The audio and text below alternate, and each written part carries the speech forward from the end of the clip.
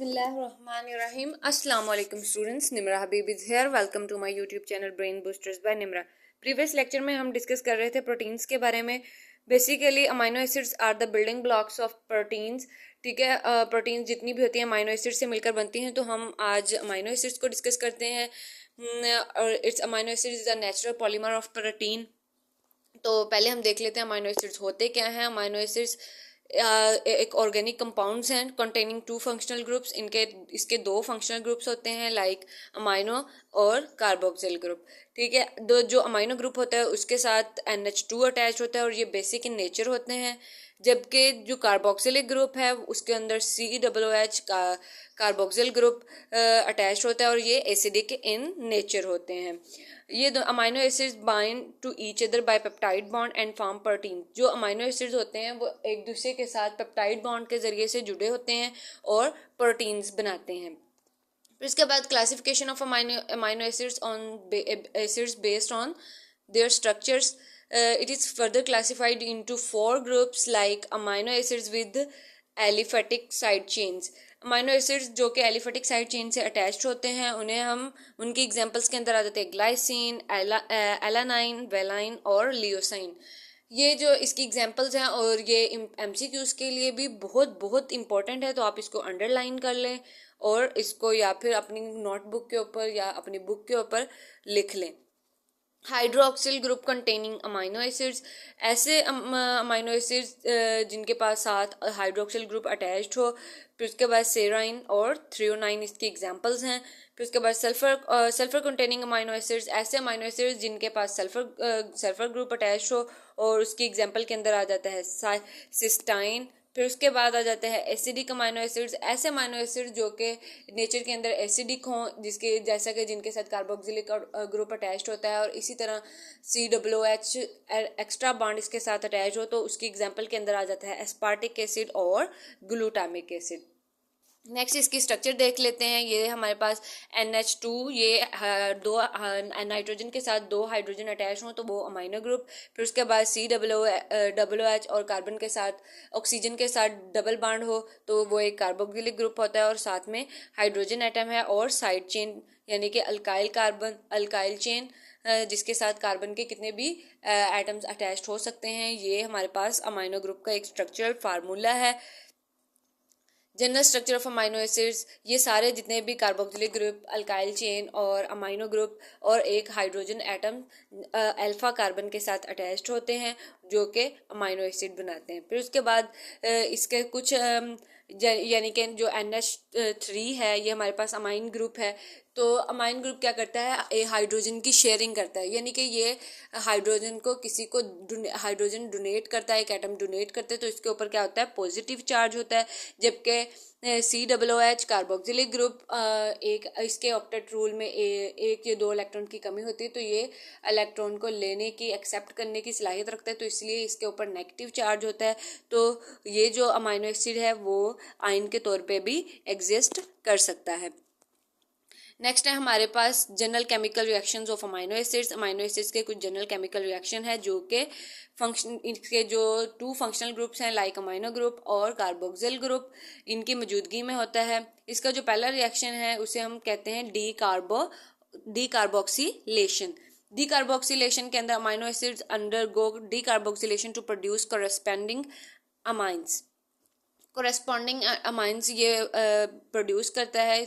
इसके अंदर जो क्या है हम अमाइनो एसिड्स को लेंगे. अमाइनो एसिड्स आपको पता है एक अल्फा कार्बन के साथ कार्बोक्सिलिक ग्रुप और अमाइन ग्रुप अटैच होते हैं. जैसे इनके साथ इनका रिएक्शन किया जाता है तो कार्बन डाइऑक्साइड रिलीज होता है. कार्बोक्सिलेशन से आपको वाज़ा हो रहा होता है इसके अंदर कार्बन और इसकी रिलीज. ठीक है, रिलीज ऑक्सीलेशन का मतलब है इसको रिलीज करना. तो कार्बन डाइऑक्साइड यहाँ पे क्या हो रही है, रिलीज हो रही है. तो हमारे पास एक अमाइन ग्रुप और अल्काइल कार्बन बच जाते हैं तो इसको हम क्या कहेंगे, डीकार्बोक्सिलेशन.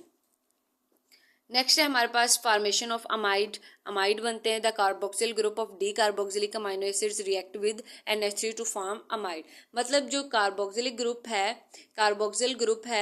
डीकार्बोक्सिलिक अमाइनो एसिड जो हमने डीकार्बोक्सिलेशन में कार्बन डाइऑक्साइड रिलीज करवाया था वो carbon dioxide amine group NH3 के साथ रिएक्शन करेगा और अमाइड प्रोवाइड करेगा। एस्पार्टिक एसिड और ग्लूटामिक एसिड जब NH3 के साथ रिएक्शन करेंगे तो एस्परजीन और ग्लूटामाइन बनेंगे। जैसे ही एस्पार्टिक एसिड NH3 के साथ रिएक्ट करेगा तो एस्पैराजीन बनेगा, जबकि ग्लूटामिक एसिड NH3 के साथ रिएक्ट करेगा तो ग्लूटामाइन बनेगा।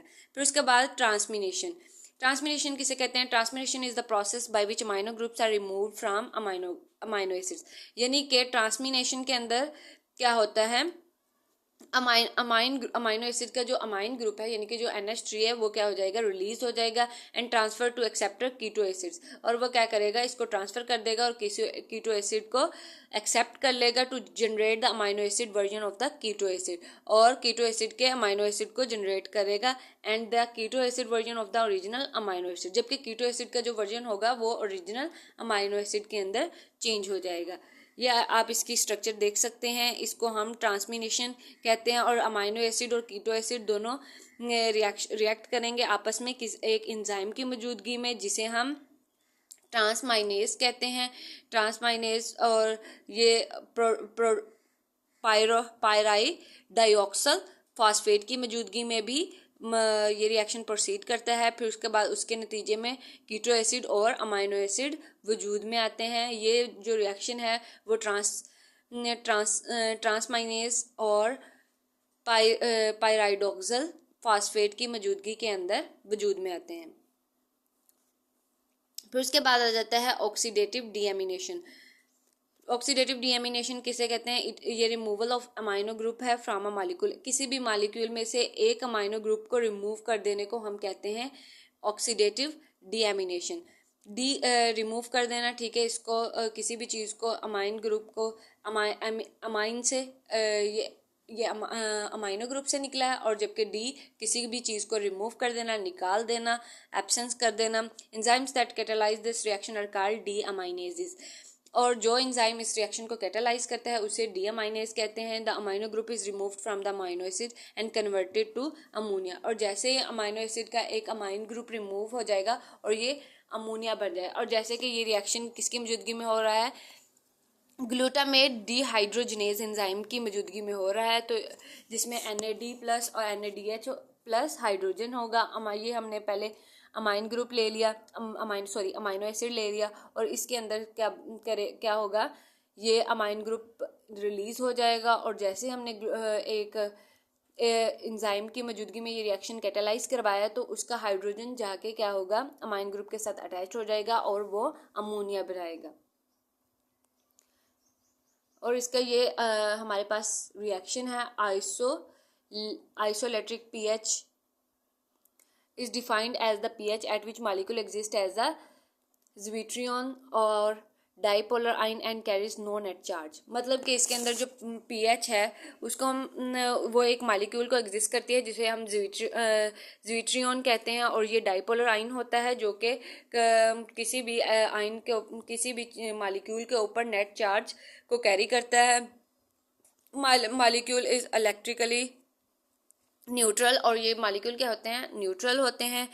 The pH value can be calculate by taking the average pKa value corresponding the ionisable groups. मतलब कि इसकी जो pKa वैल्यू है उसको कोरेस्पॉन्डिंग करता है और इसको आयोनाइजेबल बनाता है, और यानी कि इसके ऊपर चार्ज बनाता है। और जैसे ही ये हमारे पास अमाइनो एसिड है, अमाइनो एसिड अब क्या होगा, इसका जो हाइड्रोजन आइन है और NH2 यानी कि इसके ऊपर पॉजिटिव चार्ज है तो ये हाइड्रोजन देने का रुझान रखता है और ये अपना एक हाइड्रोजन शेयर कर देगा, तो इसके ऊपर इसको ये क्या बन जाएगा, एक एनाइन बन जाएगा और इसकी pH क्या होगी, हाई होगी। जबकि कार्बोक्सिलिक ग्रुप जो है वो क्या करेगा, एक हाइड्रोजन को लेने का रुझान रखता है तो उसके ऊपर नेगेटिव चार्ज आ जाएगा।